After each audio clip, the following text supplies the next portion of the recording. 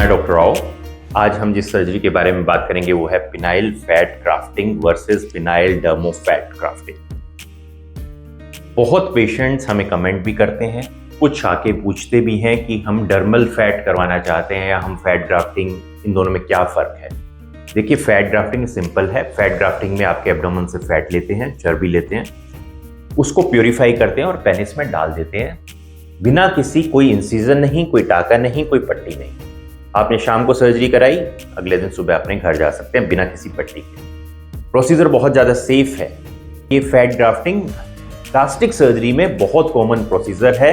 इसको फेस पे किया जाता है, इसको चीक्स पे किया जाता है, इसको अगर आप कोई लाइंस मिटानी है गर्दन पे जिनकी लाइंस होती है वहाँ पे किया जाता है, इसको ब्रेस्ट में किया जाता है, इसको हिप्स में किया जाता है। बहुत से आपने वीडियो भी देखे होंगे जिसमें कहा होगा ये फैट एब्जॉर्ब हो जाता है, अंदर चला जाता है, खिंच जाता है, इस तरह की बातें होगी। वो एब्सोल्युटली गप है, सही नहीं है। क्यों सही नहीं है? वो पार्शियल ट्रूथ है। जैसे कहते हैं ना कि ये ग्लास आधा खाली है, दूसरा कहता है ये ग्लास आधा भरा हुआ है। पार्शियल ट्रूथ है, दोनों के बीच में कहीं है। क्या है कि कुछ परसेंट फैट एब्जॉर्ब हो जाता है, और वो भी ऐसे नहीं कि अंदर बॉडी खींच लेती है, वो वहां से एब्जॉर्ब हो जाता है। क्यों हो जाता है? मान लो हमने फैट डाला, इतना फैट डाला तो बॉडी के अंदर, तो मान लो ये पेनिस की स्किन है और ये नीचे इसके कॉर्पोरा है, यहाँ पे हमने फैट डाल दिया। तो जो फैट डालेंगे ऊपर से उसको सर्कुलेशन मिलेगी, उसको ब्लड सप्लाई मिलेगी और नीचे कॉर्पोरा से मिलेगी। लेकिन जो बीच का फैट होगा, ये वाला जैसे ये है, इसके बीच का जो फैट होगा उसको ब्लड सप्लाई नहीं मिलेगी। तो जितने फैट को ब्लड सप्लाई नहीं मिलती वो एब्जॉर्ब हो जाता है। जिसमें ब्लड सप्लाई एस्टेब्लिश होती है वो पूरी जिंदगी रहता है। और मान लो हमने पेनिस में फैट डाल दिया और आप उसका वेट गेन करते हैं उसके बाद, तो आपका पेनिस भी मोटा होएगा आपकी उम्र के साथ। ऐसा नहीं है, क्योंकि वो वहां पे फैट सेल्स, क्योंकि ये एब्डोमेन के फैट सेल्स हैं। जब भी आदमी मोटा होता है वो पेट से मोटा होता है। तो हमने वो फैट सेल्स, वही फैट सेल्स पेनिस में डाल दिए, या जब हम ब्रेस्ट में डालते हैं तो जब पेशेंट वेट गेन करता है तो वो फैट सेल्स भी बढ़ते हैं साइज में। तो इस कारण से पेनिस भी बढ़ेगा, छोटा नहीं होगा। ये एक बहुत बड़ा फायदा है। अब इसमें क्या हुआ कि मान लो हमने ये बात की कि वो एब्जॉर्ब हो गए 50%, ठीक है, एब्जॉर्ब हो जाते हैं, हमने कह दिया। कितने एब्जॉर्ब हो जाते हैं? 30% तक ऑन एन एवरेज। अगर सबकी एवरेज निकाली जाए सब पेशेंट की, और मैंने सभी में 100 ml डाला, तो किसी में 15 ml एब्जॉर्ब हुआ और किसी में 50 हुआ। On an average 30 ml absorb होता है। 30%, इसको माना जाता है कि 30% फैट एब्जॉर्ब हो जाता है। तो उसको काउंटर करने के लिए हम क्या करते हैं कि मान लो पेशेंट में 100 ml की जरूरत है, मान लो, तो हम उसमें 150 ml डालते हैं कि 30% एब्जॉर्ब हो जाएगा और जितना बचेगा वो पूरी जिंदगी के लिए बचेगा। अब अगर आप 100 ml, मान लो आपने 100 ml की रिक्वायरमेंट है और आप 100 ml ही डालोगे, तो उसमें क्या होगा, वो एब्जॉर्ब हो जाएगा। पेशेंट कहेगा जी आपने पहले ज़्यादा डाला था, अब तो बिल्कुल पतला हो गया, तो 70 ml रह जाएगा। तो आपको जितना मोटा करना था उतना मोटा नहीं होगा। तो अगर आप फैट ग्राफ्टिंग कर रहे हैं तो हमेशा जितनी रिक्वायरमेंट है उससे ज्यादा फैट डालें। पेट में तो फैट की कमी नहीं है, पेनिस तो इतना छोटा सा है, उसमें आप जितना फर्जी आप फैट निकाल सकते हैं पेट से, तो फैट तो हमेशा आपके पास एक्सेस में ही रहेगा। तो इसलिए ये फैट ग्राफ्टिंग ये ज्यादा अच्छा प्रोसीजर है, शुरू से नया प्रोसीजर है, सेफ प्रोसीजर है, सारी जगह यूज किया जाता है। जब ये फैट ग्राफ्टिंग नहीं थी और कहीं पे हमें ग्राफ्ट करना होता था, इसकी गर्थ बढ़ानी पड़ती थी, तब यूज होता था डर्मल फैट ग्राफ्टिंग। अब यूज नहीं होता, पुरानी टेक्निक है।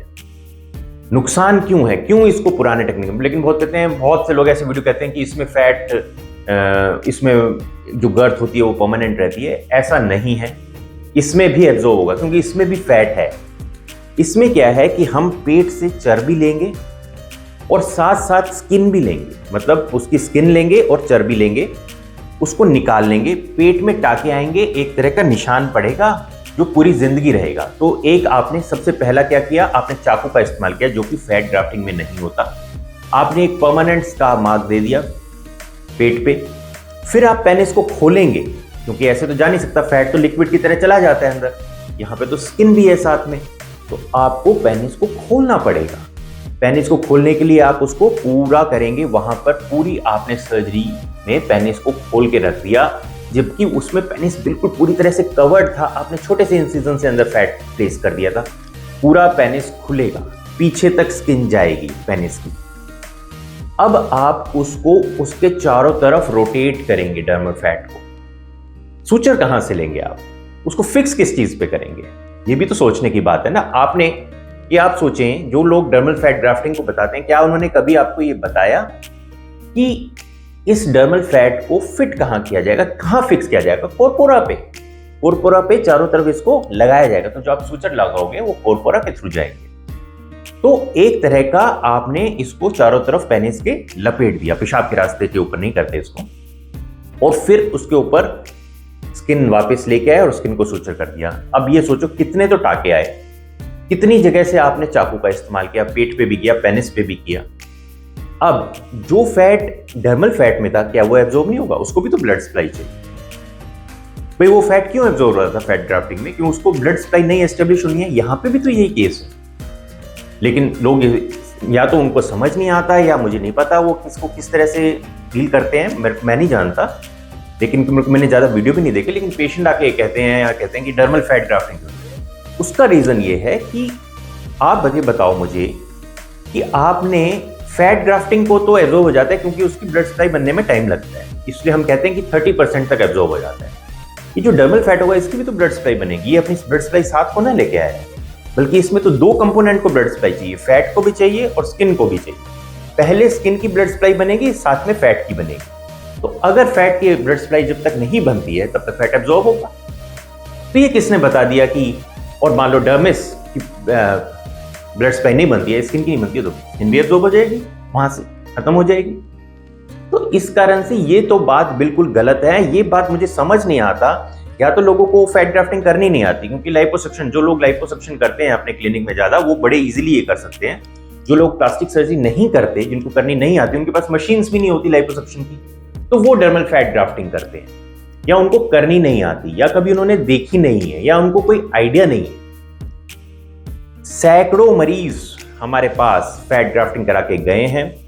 डर्मल फैट ग्राफ्टिंग मैं अपने क्लिनिक में सिर्फ तब करता हूं जब पेशेंट के पास फैट ना हो, हम उसके एब्डोमेन से फैट निकाल ना सके। लेकिन इतना पतला कोई भी मरीज नहीं होता कि उसके अंदर से 100 ml भी फैट ना निकले।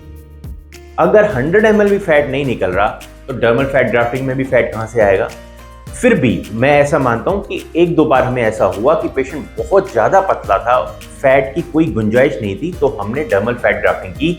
हालांकि उस डर्मल फैट ग्राफ्टिंग में भी फैट की क्वांटिटी बहुत कम थी, डर्मिस ही ज्यादा था। तो ऐसे केसेस परफेक्ट है डर्मल फैट ग्राफ्टिंग के लिए। नॉर्मल केसेस फैट ग्राफ्टिंग के लिए, डर्मल फैट ग्राफ्टिंग के लिए परफेक्ट नहीं है। और ये तो सबसे बड़ी भ्रांति है कि वो तो 6 महीने में अंदर खिंच जाता है, 4 महीने में फैट अंदर खिंच जाता है। ये सर्जरी कम से कम 30 साल से भी ज्यादा से पूरे यूरोप, पूरे अमेरिका, ऑस्ट्रेलिया से शुरू हुई थी वैसे बता दूं आपको, और वहां से चल रही है। इंडिया में ही 20 साल से तो हम देख रहे हैं। जब हम गंगाराम हॉस्पिटल में थे तब भी ये सर्जरी होती थी, आज से 20 साल पहले। तो ये बात कहना ये कोई नई चीज नहीं है, कोई नई सर्जरी नहीं है। ये बात सही है कि इसको सिर्फ प्लास्टिक सर्जन करते हैं, और जो करते रहते हैं फैट ग्राफ्टिंग उनके लिए बहुत कॉमन प्रोसीजर है। जो नहीं करते उनको उन्होंने कहीं वीडियो देख के सुन लिया कि कुछ एब्जॉर्ब हो जाता है, तो उसका सिंपल रीजन है, हाँ एब्जॉर्ब हो जाता है, हमने कब मना किया है, लेकिन आप थोड़ा फैट ज्यादा डाल दो।